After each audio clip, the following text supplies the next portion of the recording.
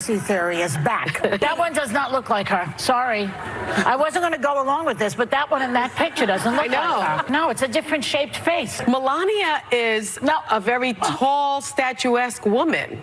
And the one that we saw, the first one that we showed, she looks kind of short. The First Lady's team firing back, tweeting this out. The First Lady and the President traveled to Alabama to pay their respects and comfort victims of the tornado devastation. In typical fashion, The View chooses to laugh in the face of tragedy. Shameful. Fox News contributor Tammy Bruce is president of the Independent Women's Voice, and she joins us now.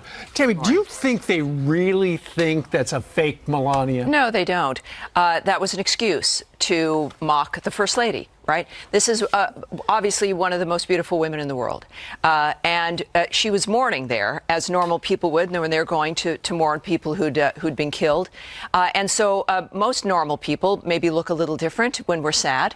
But this was an excuse to be able to mock her, to say she looked short, her face was a different shape. Classic mean girl environment. When you're in college or high school, there's the pretty girl who's nice, and you go with a marker to mark up her locker, and then you gossip about her and you call her names. That's what these adult women were doing to the First Lady. What it did, of course, is it reminds us of their jealousy, their envy, the fact that they have nothing else to do just other than being mean. That's their only answer. They can't appreciate or respect or enjoy something because I think clearly, well, it's foolish. And I don't know what issues are going on in their lives, but it's a shame that they feel the need to put that forward on television. It's so hypocritical, too, because they preach tolerance, yet they're not tolerant of people who don't agree with them. Well, that's it. And not only just don't agree with them, it's interesting. I really don't know the First Lady's politics. We don't know it, do we? And she's out there helping kids. What is there to not to be opposed to, right?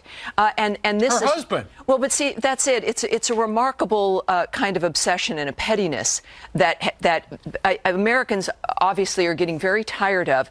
I think it speaks for itself, Ainsley. You're absolutely right. But at a time in which people are more aware of how you treat women in our society, you have three women on the left. You have Senator Gillibrand, you have Senator Sanders, and Kamala Harris, all with problems with women and sexual harassment in their campaigns. Not much is heard about that. Then you have the First Lady of the United States who seems to be more of a target or somebody of praise. If there's something discordant about this. Well, it's a kind of a cognitive dissonance in the sense of what's going on. And I do think that it speaks to the rules that still apply, is that, and it's also projection. I mean, these are issues that as the individuals, as you've noted, on sexual harassment, they've had that. The media chooses to kind of try to ignore it.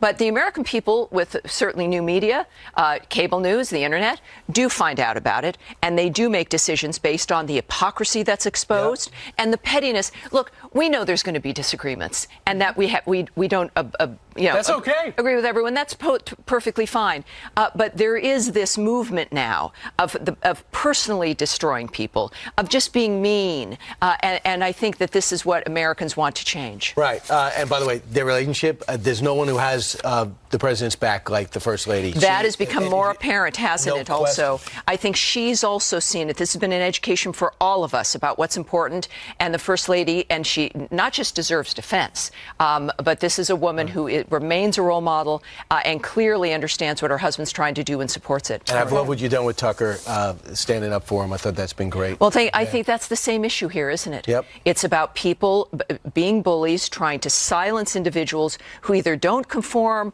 or think a little differently. That's the heart and soul of America. Seek and destroy. Yeah, seek and destroy. Thanks so much. Thank you, guys.